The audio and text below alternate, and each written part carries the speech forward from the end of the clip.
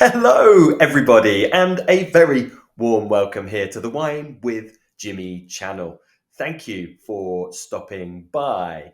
So, this is a wine channel which is designed to help all of you understand and enjoy wine just a little bit more.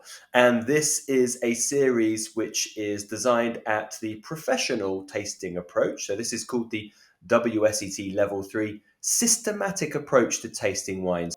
Okay, let's have a look at the structure of this. So we are on series 4 here, looking at the palate, the actually tasting of the wine, and we are looking at a huge War and Peace series here on 7 parts, and we're going to be looking at part 1 on sweetness on this video.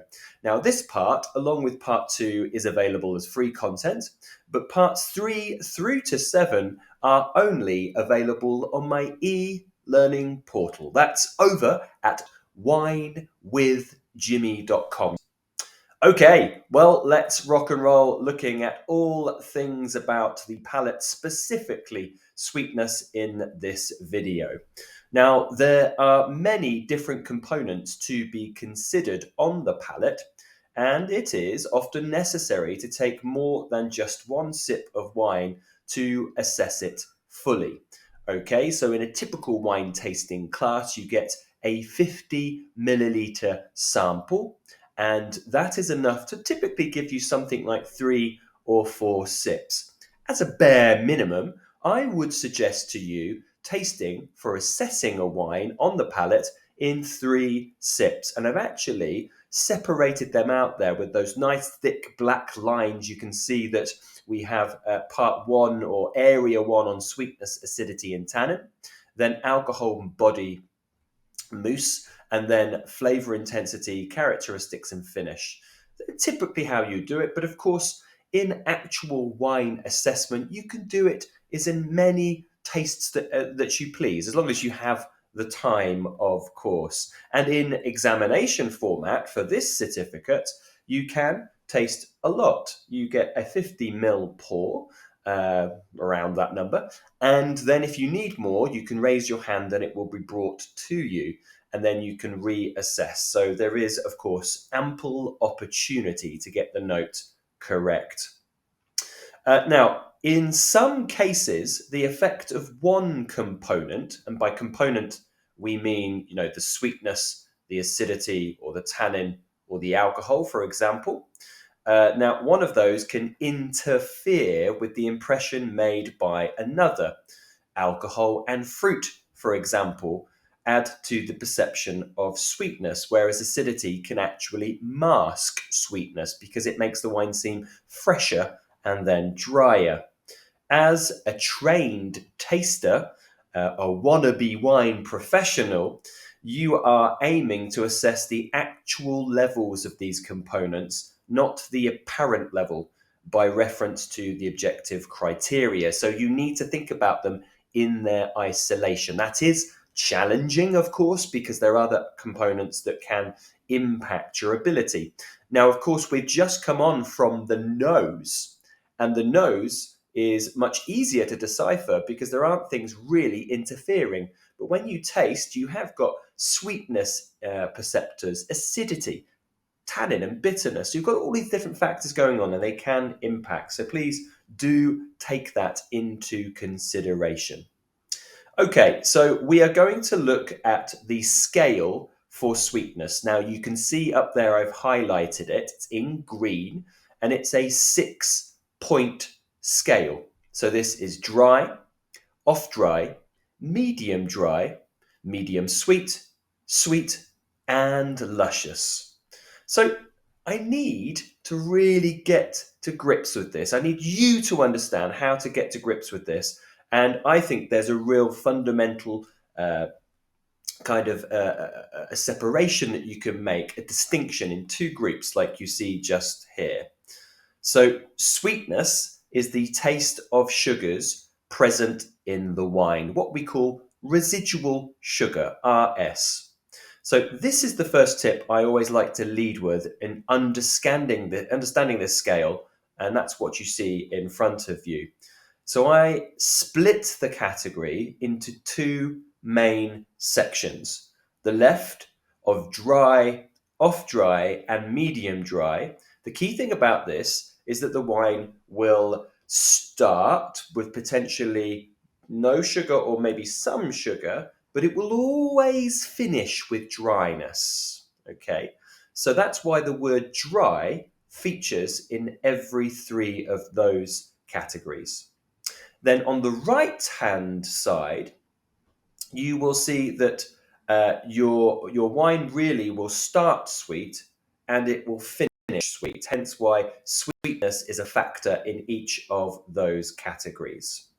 Okay, so that really is the big division to be found. Now, the levels of sweetness in that right-hand category are a little bit more challenging to find out. We'll go through each of those.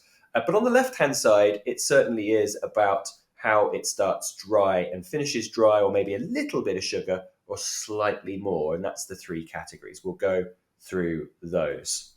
So first up, the dry category, which you will be talking about frequently because it is the common category today.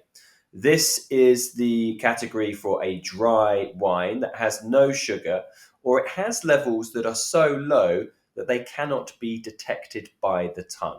Now, what is sugar and how is it detected? So sugar is that residual sugar in the bottle of wine, and it often gives us a viscosity, often that kind of more cloying character in the mouth in differing levels. And then it often reminds us of things like sweeter components. It might be toffee, caramel, marmalade, or sweeter fruits, potentially things like apricots, and then even things like honey as well. So they're often what we might find towards more the right end of the scale, but not typically found on a dry wine like a Chablis, for example.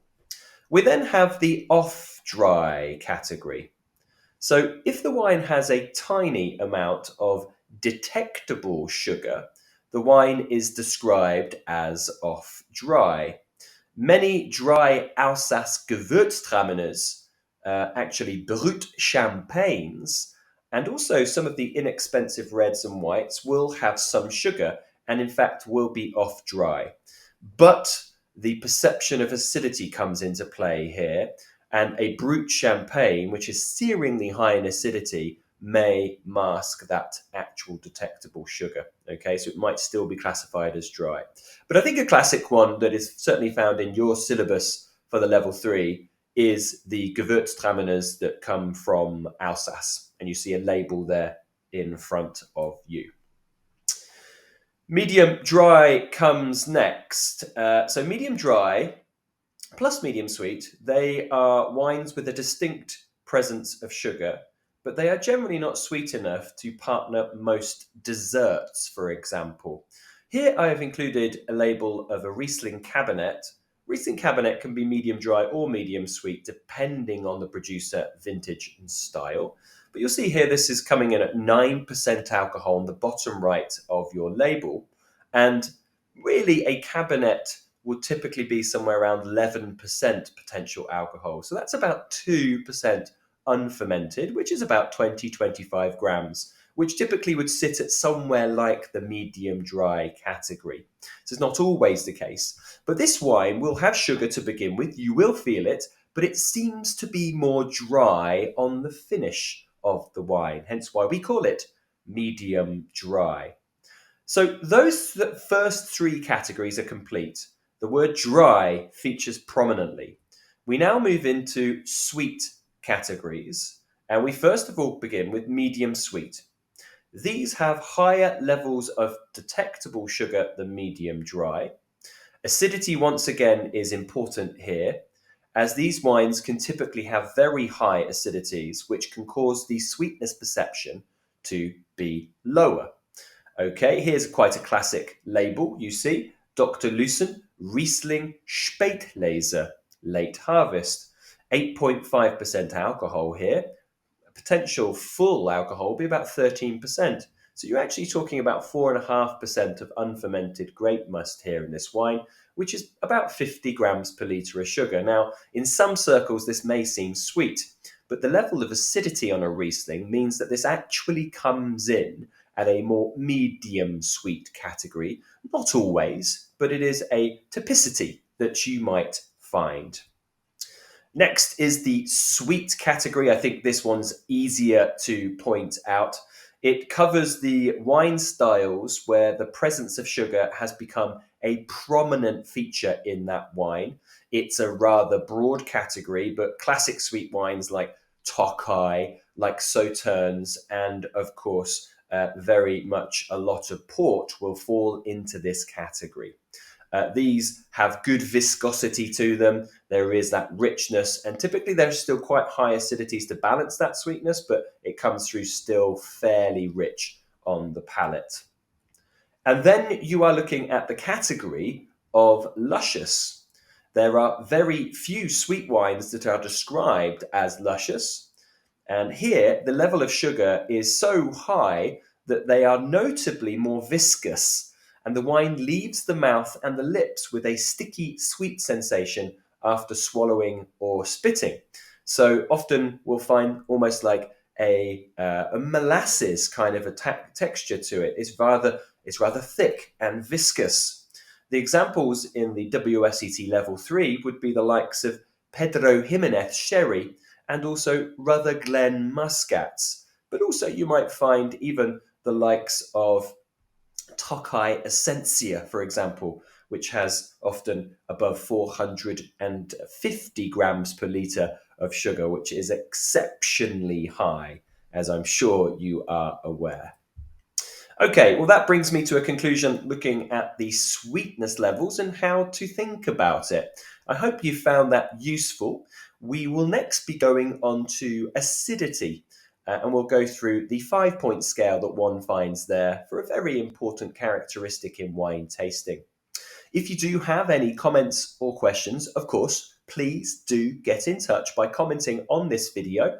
Potentially you have a question about the process I've gone through. Maybe you have some hints and tips.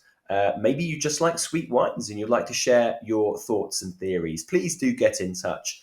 And also, if you find yourself in the United Kingdom, in the beautiful green rolling hills of Old Blighty, often shrouded in grey skies, sadly, please do come and say hello for a class, a glass, or a bottle. I've been Jimmy Smith. Ciao. For now, goodbye.